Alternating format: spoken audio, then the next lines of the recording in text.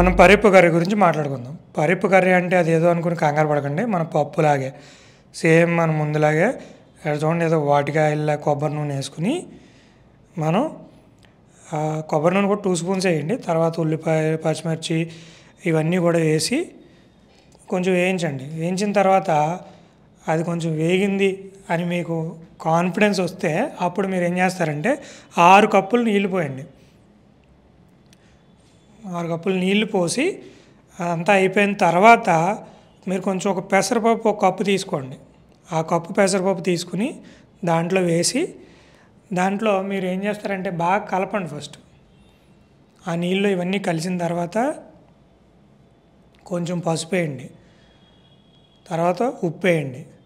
ఇవన్నీ వేసి మీరు కుక్కర్లో పెట్టి మూత పెట్టి మీరు 5 విజిల్స్ వచ్చే వరకు ఆ కుక్కర్ పక్కన పెట్టేసి మీకు టైం ఉంటే వాట్సాప్ మెసేజ్లు అని చూసుకుని రిప్లైలు ఇచ్చేసి అవన్నీ అయ్యేటప్పటికి ఇది రెడీ అయిపోయి ఉంటుంది అనమాట.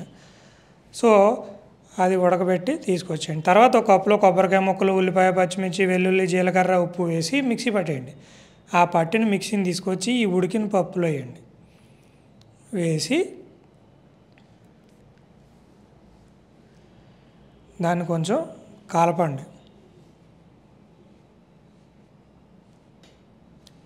కలిపిన తర్వాత మళ్ళీ మనం పప్పుకి ఎలాగైతే తాలింపు వేస్తామో దాల్ తడక అలాగే మళ్ళీ కొంచెం కొబ్బరి నూనె పోసి, మీరు కొబ్బరి నూనె ఒకటే గుర్తుపెట్టుకోండి, మిగిలినంతా సేమ్ మన తాలింపు ప్రొసీజరే. ఆవాలు, జీలకర్ర, ఎండుమిర్చి, కొబ్బరి నూనె, కరివేపాకు ఇవన్నీ వేసి దాన్ని కొంచెం తాలింపుగా నీట్గా చేసి అది వేగింది అని తర్వాత ఆ పప్పులో వేసి తడకాలా కాదు